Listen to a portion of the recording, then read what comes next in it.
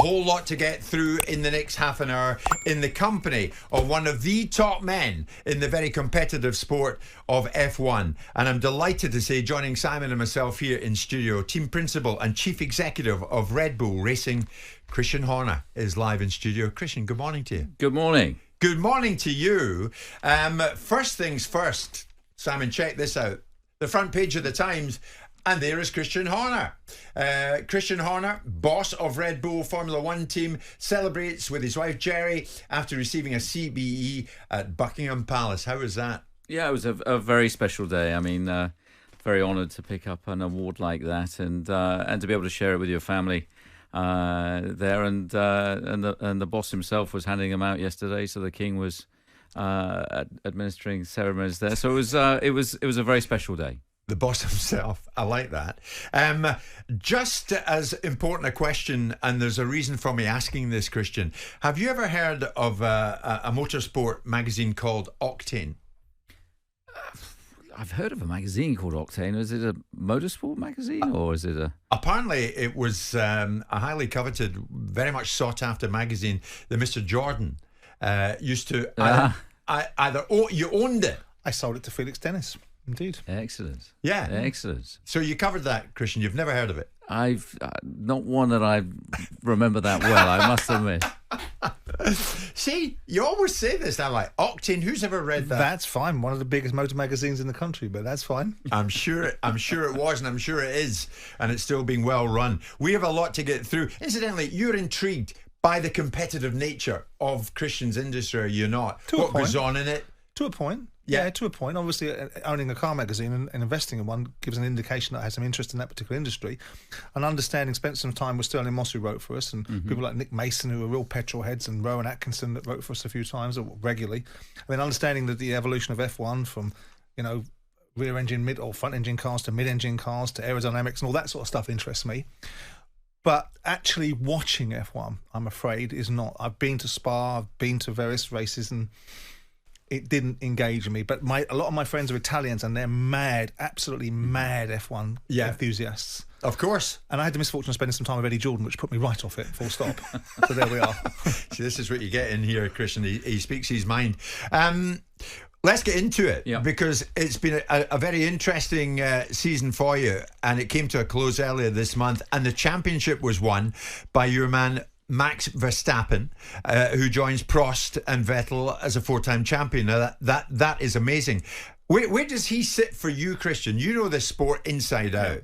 Where does he sit for you amongst the greats of the sport? Well, I think he joins that group now. I think he really is one of the greats. When you talk about him in the company that he's now with the Prosts, he's now exceeded what Ayrton Senna achieved, and there's very few that have gone on to achieve more. Schumacher, Hamilton, and obviously Fangio. So he's an incredible talent.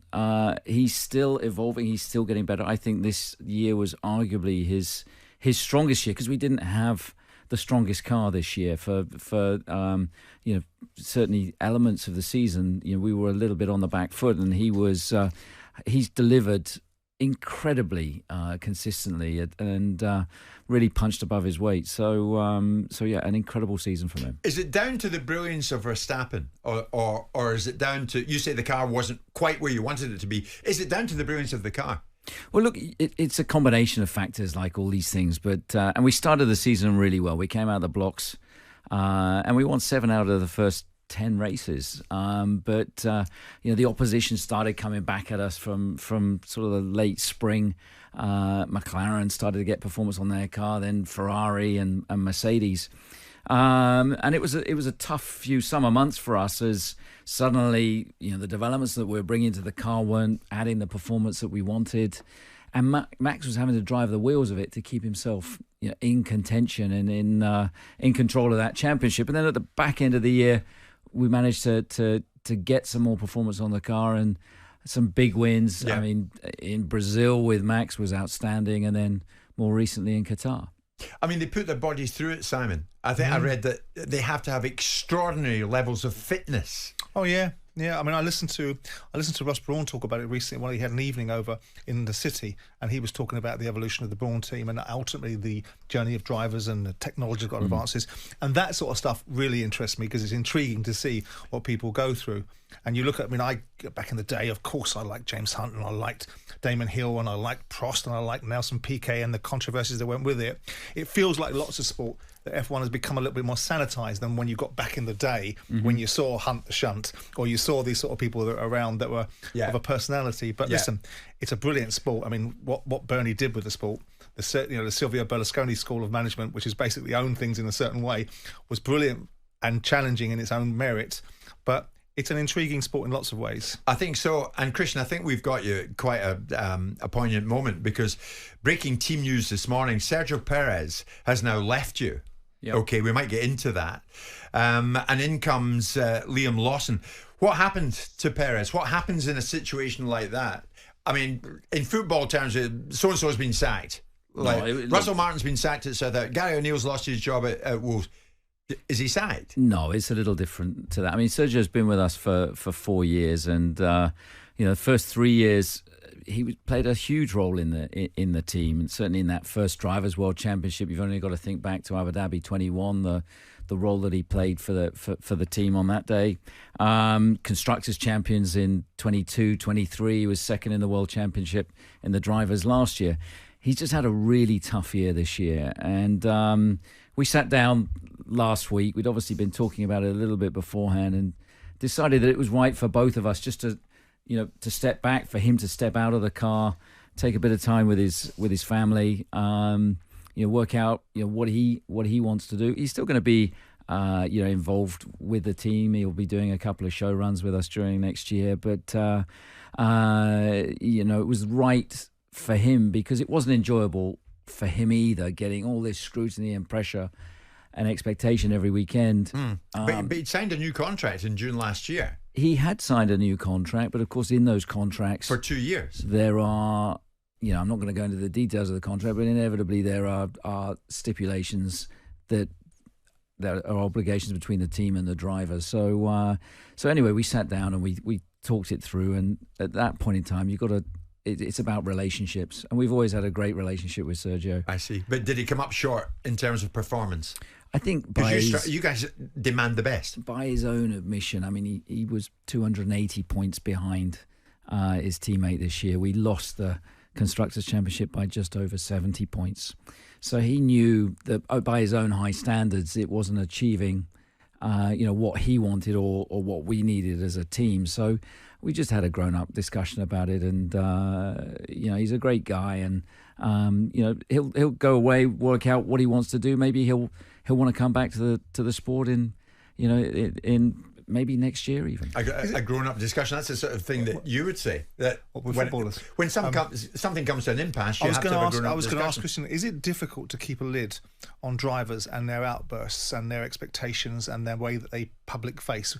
Having owned a football club, I watch players and sometimes watching them talk about things and thinking, well, there's a party line here. There's a way to operate. There's a way to speak. And these sportsmen have now become economic islands in their own right because they're financially so well remunerated. For you as a team principal, is it difficult to keep them in line with the central messaging when they see things that they're not happy with? The car might not be where they want it to be. A particular event in a Grand Prix might not have gone the way they wanted to do. Is that a challenge for you guys? Well, of course, to a degree. I mean, our sport is a little bit different because it isn't so open to the media. The drivers are talking before they get in the car on the grid. Yeah. Everything that they say when they're in the car, the emotions that they're going through in the car, they as soon as they open that radio, it's broadcast to billions of people. I'm sure that football players are making comments on the field that perhaps they wouldn't want, broadcast. The cameras don't end up in the changing rooms or at halftime, talks with a coach or the manager. And in our industry, part of the benefit is that access, but part of the downside is that these guys, they're not robots, and of course emotions are running high, and the first thing they do when they take a crash helmet off, they've got a microphone stuffed under their nose, and so of course occasionally emotion boils over. That's only natural. Can you win? I mean, I had this conversation with Apin McCoy about horse racing. Can you win a world championship by being a really good driver but having an average car? I think you've always got to have the combination of of both. It's Formula One's the biggest team sport in the world, and of course the driver is a key element. But within the team, there's approximately 1,000 people that are all having to do their job and their role, and so it's a combination of factors. But the driver is your biggest variable, and for sure, right. for sure. And so a driver like Max is just able to extract that much more from the car, from the performance, and with the level of experience he has now, he reads a race so well. He's often commenting to us about what's going on in the race because he's seeing it on the big screen as he's driving around. He'll ask what happened in the pit stop with Hamilton. Yeah. And you think, well, how the hell did he see that? Yeah. Because he's 25 seconds behind him, and he's seen it on the screen. So the spare capacity that he has whilst driving, that's what's truly impressive. Right. Christian, you're chief exec of Red Bull, so you're one of the main men, top boss. Sergio Pérez gone, in comes Liam Lawson. Yeah. Do you have the final say? Yeah, let's go for Liam. Or how does it work? Well, look, there's a process. We all have shareholders, so of course you make a recommendation, and the shareholders have always been tremendously supportive and and back that. So Liam's a product of our junior team. He's a young talent that we took on 6 years ago and have nurtured him through the lower formula, and an academy player. He's exactly, and as we did with Sebastian Vettel, as we have done with Max, and I think that we're seeing in him a character and a robustness to deal with the pressure of being Max's teammate. He's only done 11 Grand Prix, but what he's shown in those 11 Grand Prix has impressed us, the engineering staff, and of course the scrutiny that he will be under as Max's teammate. So what you're looking for in Liam is somebody that's going to, if you like, complement, not verbally, but you know what I'm going with it, complement someone like Verstappen, who is the big name. Yeah, absolutely. I mean, if you liken it to football, you can't have two centre forwards.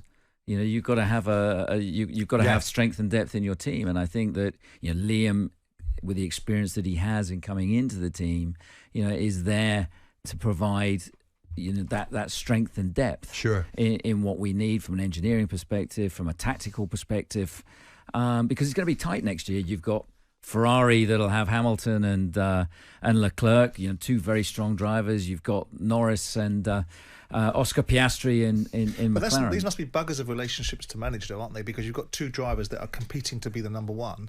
You've got one that starts as number one, someone coming up behind them. You've got personalities amongst them. In a football team, you've got people that know they're going to get games. They know they're going to be rotated. They know they're going to play in different times, at different opportunities, and create opportunities for themselves. In your sport, you've got two alpha males competing for one real predominant spot. That must be quite a difficult relationship and dynamic to manage.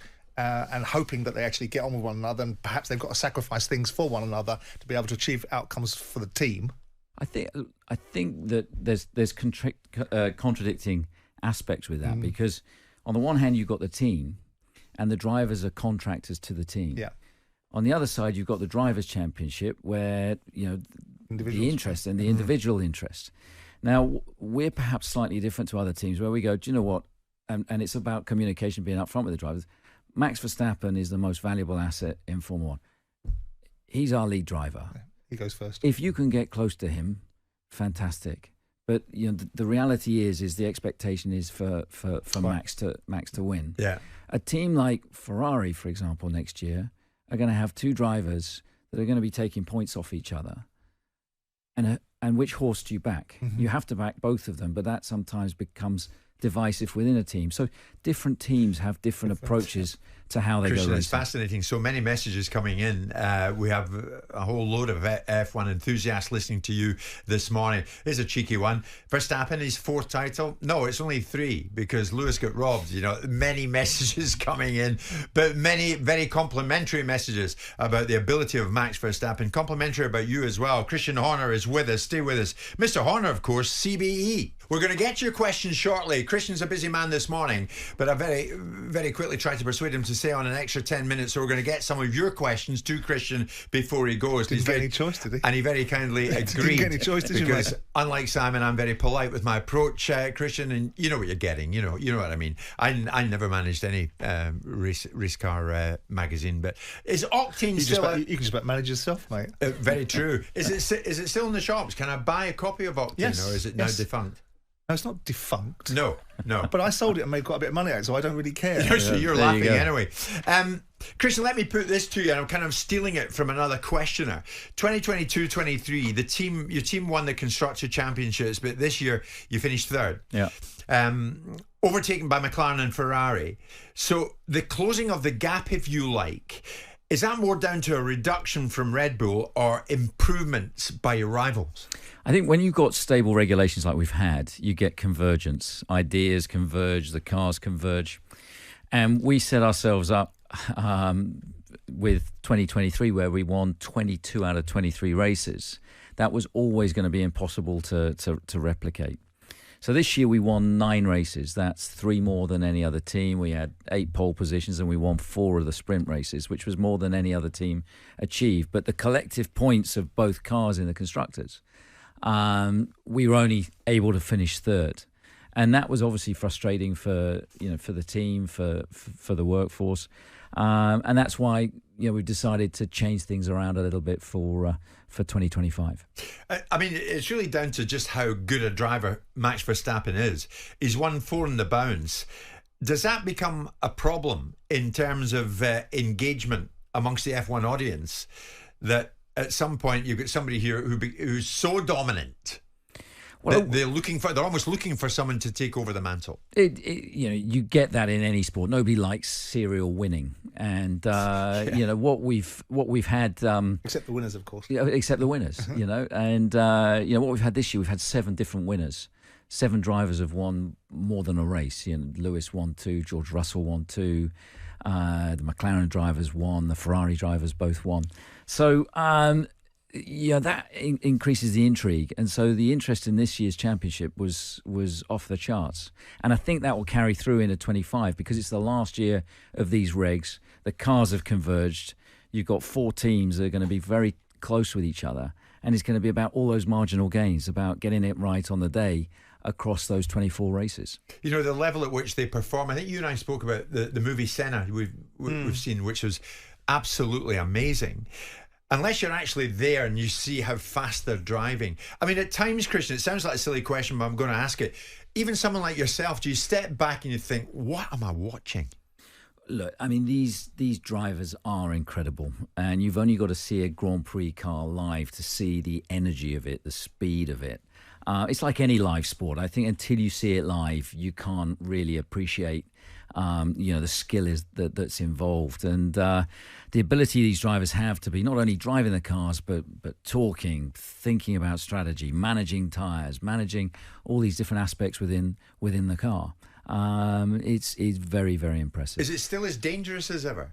I mean, thankfully, touch wood, wherever there is wood in this studio, we don't hear of high-speed crashes nowadays. Well, the crashes are still there, but the technology has improved. And as you say, touch wood, the safety record has been strong. And that's the great work being done behind the scenes by the FIA, the governing body, to continue pushing the safety standards forward. But they're still, these cars are doing up to 280 miles an hour.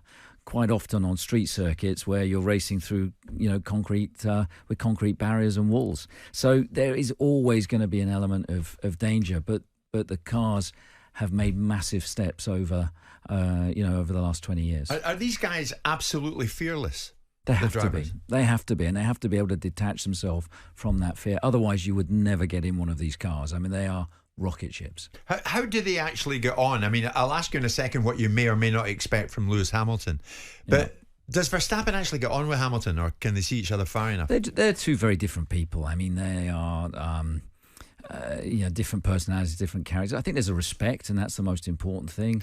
Are they the type of people that would spend Christmas together? Probably not. I mean, Max has other friendships in Formula 1. Lando Norris is a good pal of his. They've travelled to many races, but inevitably that gets put under pressure when you're competing. Is Tyson Fury going to be mates with his opponent this Yeah, weekend. exactly. Maybe after the fight, but certainly not in the build-up to it. Sure. We have many questions coming in. It's kind of you, Christian, because it's a great opportunity to put some of them to you. There's one straightforward one. I love Verstappen, it says Tom, who's a big F1 fan. Can Christian see anything other than Verstappen carrying on where he left off with a 4th title? Is it almost inevitable he's looking at a 5th? No, nothing's inevitable. We've got to go out and earn it. But we've got a great team. He's driving better than ever. And we're going to have to raise our game again, because when you're at the top, you're there to be shot at, and that's what all the other teams are trying to do, and we'll be trying to get that trophy off us next year. But motivation's never been higher. The determination within the team has never been higher. So it'll be an exciting year next year. Do you enjoy it more than ever? I still love it. I still get a buzz that I had when I started this role, over 20 years ago. So. That moment when the lights go out and it's just you and your team and your drivers, for me, that is the biggest, the buzz that you can get out of the sport. And what you've still got, it's down to the passion at the end of the day. If you love what you do, you do it that bit better. So fierce rivals, but Verstappen won't be spending Christmas with Hamilton. That's not like you and I, because you and I obviously see each other on Christmas morning. Then why are you my rival then? Watch Morecambe and Wise later in the day. So many of you firing in questions. 81089 for those. Christian very kindly has decided to stay on with us, because he obviously has a kindred spirit in Simon, being a huge F1 indeed enthusiast. You can tell, can't you? Enthusiast. And Christian, just I wasn't going to mention this live on air, but we were talking during the break. To see it is to believe it and take it in. Simon and I know I'm speaking for him and I can do this, we will come to fantastic. You're welcome anytime. A major race. Should do. We might convert you. Jim's very good at turning a very loose connection into an invite to something. Yes. So you'll find that out. Well, I mean, you're going along to Tottenham tonight to sit with Daniel, because you like doing things like that. Well, he's my mate and I like football. Yeah, but you like Christian, you just told me. Have we not covered this? Let's ask Christian some other stuff. We're going to go. Let's ask Christian another thing. Christian, so many people getting in touch now. They're intrigued about Verstappen. They're intrigued about where F1 is going. And where F1 is going is quite incredible, because so many behind-the-scenes documentaries. Is that the future, do you think? You were talking about how drivers so soon after the end of a race, they're in front of a camera, like a manager, like a player, post-match in the Premier League. And sometimes maybe what they say isn't picked up right. But we know what Netflix are about. Fly on the Wall documentary. Everything that goes on, the Drive to Survive series has changed everything. In terms of public consumption, do you accept more and more that's what people want? Well, I think there's an appetite to see behind the scenes, isn't there? There's an appetite, and I think Drive to Survive was an unbelievable example of that, of seeing some of the characters, seeing some of the challenges, seeing some of the dressing room issues. Wouldn't it be great to see a manager's talk at half time? That's something I would love to see. Yeah. You probably couldn't broadcast it, but it'd be fascinating to see. Having been in football so long. Not particularly. Why? I'm with because Christian. I think you'll be bloody disappointed at the lack of what goes on. But you're hearing what his thought process is at that time in a match. I also think, listen, there's two sides of the equation, isn't there? There's the media value of it, and there's the real value of it. And I'm a bit of a purist. I don't think the media has the God-given right to know every single ins and outs of everyone's backside. And I think there's some things that have to be left to the intrigue or the myth. And if you start to debunk every single myth, you start to take away some of the mystique of the sport. So I think you have to be careful about the balance. The media won't care. The media go more and more. And you have to get the balance right. No, you're right. You need to get a balance. But this appetite that there is to understand behind the scenes in Formula One, like the technology, we hide everything about our engines, about the technology, because of the IP that's involved. But there's got to be a balance there of being able to show the fan of what goes on behind the scenes. I mean, so close to the start of a race, you've seen it, Martin Brundle, when he walks through the paddock. Yeah. And there's so-and-so, there's so-and-so. This, he's getting into his car, he's getting ready. Look, he's in the zone. It's phenomenal. Yeah. I mean, the access is great. You can never imagine that so close to kickoff in an FA Cup final. How are you feeling? Yeah, exactly. And, the drivers, they have to be an autopilot in that mode because they're getting themselves. And I think that's, again, one of Max's real assets. I mean, I watched him in Holland. It stood out to me. I'll never forget it last year. It's like being in a nightclub and he's got the royal family coming along and whatever. And he was able to, and the expectation was just purely on him to win and deliver on that day. Sure. And he was able to detach himself mentally from all that noise that was going on around him, right, to focus on the job that he had in hand. Christian, so many messages. There's Brad. Jim, please tell Christian I am an admirer of Verstappen, but does he ever think that Max somewhat crosses the line when he defends his position? Well, look, Max is he's a tough operator and he knows what the rules are. No prisoners. And he'll race hard. And all the greats, whether it was Senna or Schumacher, Hamilton, they've all been, under that scrutiny in their careers. And Max has got this aura about him that he's a tough operator, and he'll never ever give up. Yeah, go to any lengths, he'll whatever it takes. If he's like a terrier on your ankle, he just will never give up. And if you're going to pass him, you're going to have to work very, very hard for it. Sure. And he's a big F1 fan. Great listening to Christian Horner this morning. People were expecting Tsunoda to be the pick after Perez goes. What's the reasoning for choosing Liam over Yuki? Well, Yuki has done 4 years, with our sister team, and he's a driver that's growing in experience and doing a good job. I think that what we felt in Liam, in what he's achieved in such a short space of time, the trajectory that he's on looks really promising, and that doesn't rule Yuki out for the future. It's just that at this juncture in time, we believe that Liam has got the right characteristics, the right strength of character to deal with the pressure that comes with being Max Verstappen's teammate. Christian, we've spoken about the rivalry that undoubtedly exists between the likes of Verstappen and Hamilton. What about team principles? How does that work? I mean, you're the CEO of a team and so many people would want your job, especially others who are in jobs at the moment. I mean, how would you describe your relationship, say, with Mercedes Toto Wolff? Well, I think the most important thing at the end of the day is respect, and there has to be respect. I mean, Toto's done a great job at Mercedes in the time that he's been there, but again, it has to be competitive, and he'll have a go at me every now and again, and you give as good as you get. So, but that's sport, and I think if it's all just flowers and pleasantries, it's disingenuous to the competition that exists there. And I think that we're a race team, and we're competitive. We don't like losing. We want to win, and we'll respect others if they do a better job. But are you bad losers? I wouldn't say we're bad losers, but you certainly don't like it. If you like losing, then you're in the wrong game. You love that, don't you? Look at the smile on that face. Show me a good loser and I'll show you a loser. Yeah, exactly. I mean, you're not one to sit down with Wolff and share ideas. Look, you're total adversaries. We're very different people. I grew up within the industry. I'm an ex-racer, turned manager, CEO. Toto came from a financial sector, so he perhaps has a different outlook. To me, we just go about things in different, in different ways. Perhaps in the differences that Ron Dennis had with a Flavio Briatore or a Frank Williams, you just get different personalities, different characters. Sure. I mean, you're not long back from the States, Simon, and in the MLS, you were saying to me that they're more looked upon as kind of business partners. I was going to put that. I was going to talk about the construct, because you mentioned something earlier on about the regs being in place for a certain period of time and the changing of governance, because governance in football and other sports is very prevalent right now. But this mentality that US sports have is about collaboration. Everyone's a business partner, and so they can make decisions to move the industry forward, and subsequently the beneficiaries are the people in the industry. In other sports in Europe, it's always about some sort of jeopardy. So you can't look at one another as business partners. You can't look at one another as collaborators.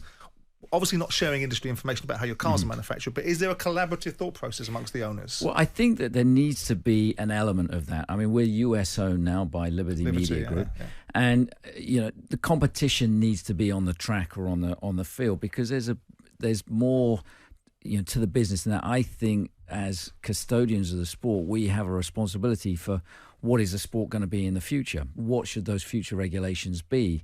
And you have to decouple that from self-interest and think bigger picture of what is right for the business, what is right for the sport. And I think that's what Formula One is perhaps lacking a little at the moment. There's too much self-interest as opposed to thinking about the bigger picture. What should the engines be in 2031? What should the cars be? We shouldn't be driven down an engineering utopia. It still needs to be entertainment. This is ultimately person and machine at the absolute limit. It's modern day chariot racing. It's got to entertain if there's going to be a sport. Modern day chariot racing, I love that. What's the next evolution, do you think? What's the next part of the progression, the moving forward of F1? Well, look, we've got a massive regulation change. They're changing the engine and the chassis in 26, and we're building our own engine for 26 in partnership with Ford Motor Company, and that's a huge challenge. So we're taking on Ferrari and Mercedes, as a subsidiary of Red Bull, that is by far our biggest challenge in the sport. But we've got the right group of people, we've got the right facilities, and most importantly, we've got the right mindset and culture and a can-do attitude to say, look, we can take them on. It's gonna take time, but we can absolutely do it. Have we seen the best of Hamilton, or is he lurking around in the background? You're well aware that he could come back with a vengeance. Yeah, look, he may well have another resurgence in him. He's an emotional guy, and I think it really depends on how things kick off for him at Ferrari. Ferrari's a huge brand, huge following. If the Tifosi get behind him, and he gets off to a good start, then those qualities are still there. He's still a class competitor, and even though he's getting older in age, it depends if that hunger and motivation is going to be rejuvenated by a new challenge and new surroundings in Ferrari. A final point from Jeff, the Coventry City fan. Yeah. Is Christian happy with Frank Lampard? I think it's great to see Frank there. I'm going to go and watch a game in January. I think Coventry are playing Watford, so that's like an inter-family. Jerry's a Watford fan. Jerry's a Watford fan. My granddad was involved in Coventry City, so we were Sky Blues supporters growing up. So I'll be going along to have a look and support Frank. Terrific. Christian, marvellous. Thank you so much. Congratulations again for your award yesterday, the CBE, at the Palace, from the man himself. Congratulations. Thanks so much for joining us. And we'll see you at a race. Absolutely. You're welcome anytime. Christian Horner with us live on talkSPORT.